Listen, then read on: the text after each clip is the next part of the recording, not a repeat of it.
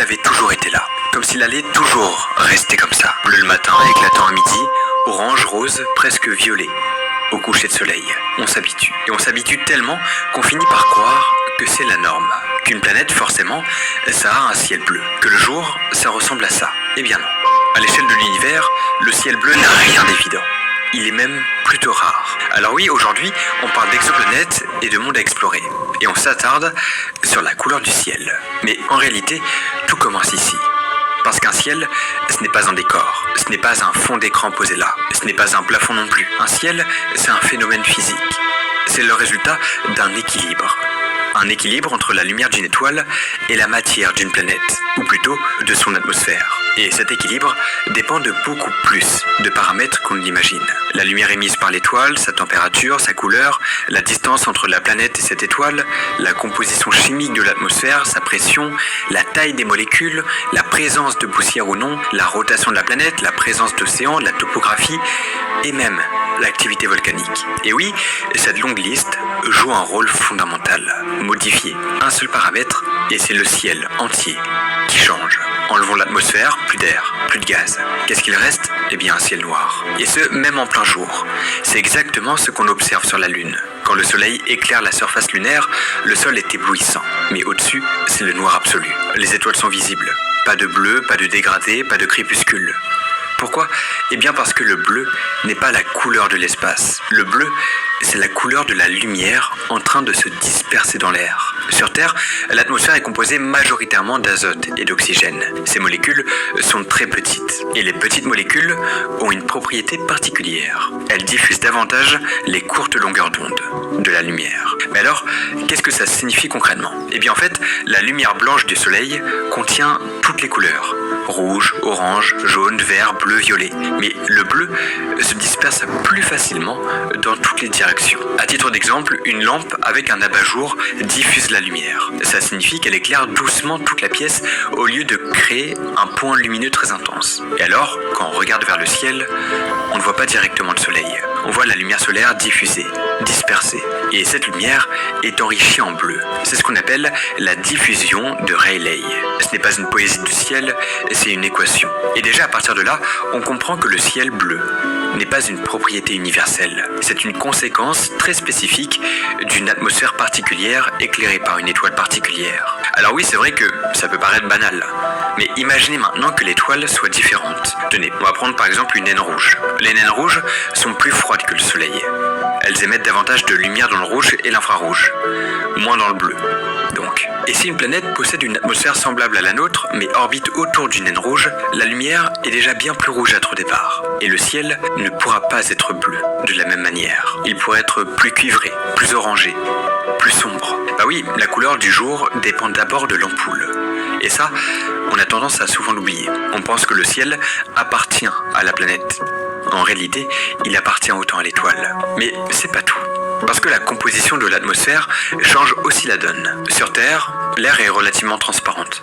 Elle contient peu de particules en suspension permanente. Alors imaginez une atmosphère très dense, chargée en aérosols, en poussière, en gouttelettes. Dans ce cas précis, ce n'est plus la diffusion de Rayleigh qui domine, mais un autre mécanisme, la diffusion de Mie.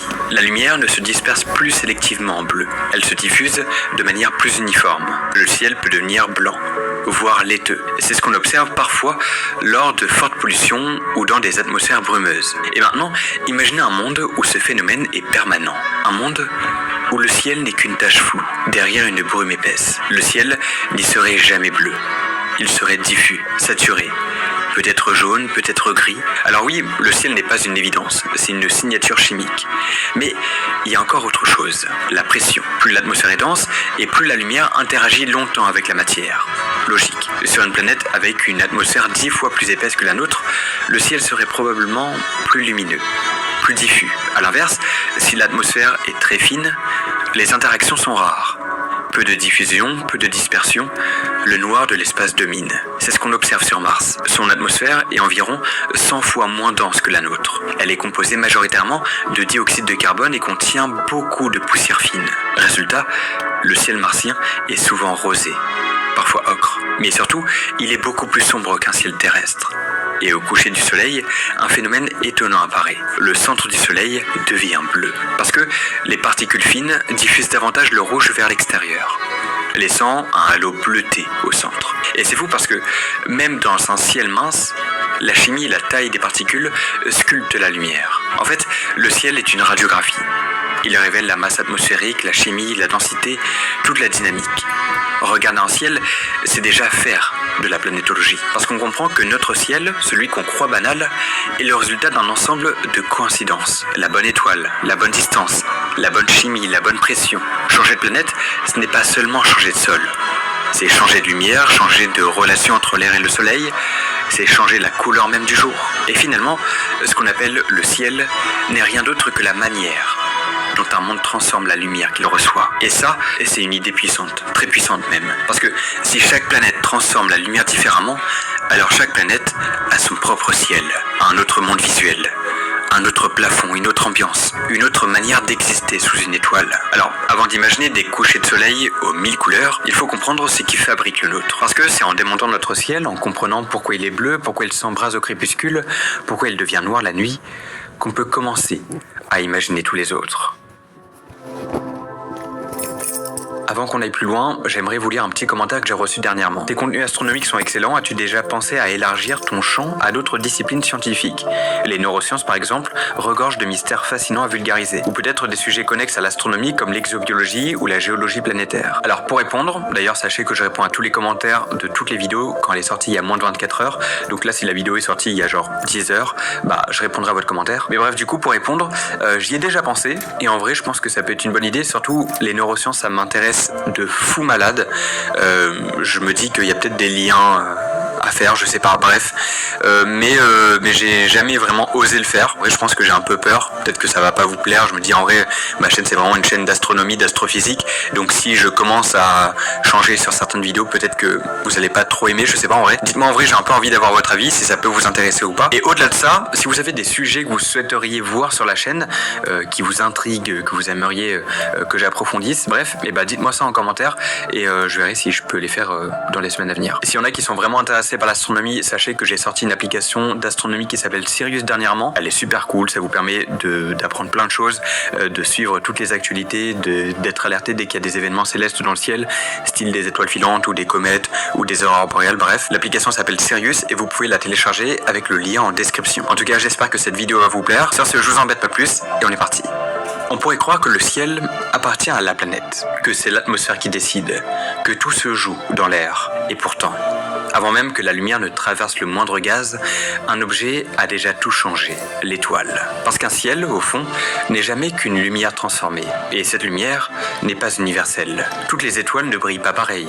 Toutes ne chauffent pas à la même température. Toutes n'émettent pas les mêmes couleurs. On a tendance à imaginer une étoile comme un objet blanc ou jaune, un peu comme notre soleil. Mais le soleil est un cas particulier. C'est une étoile de type G. Sa température de surface est d'environ 5800 degrés Celsius et son spectre de couleurs relativement équilibré. Il émet du rouge, du vert, du bleu en proportions proches. Ce mélange donne une lumière globalement blanche. Et c'est précisément pour ça que la diffusion atmosphérique terrestre peut sélectionner le bleu. Mais changer l'étoile et tout l'équilibre s'effondre. Prenez une naine rouge.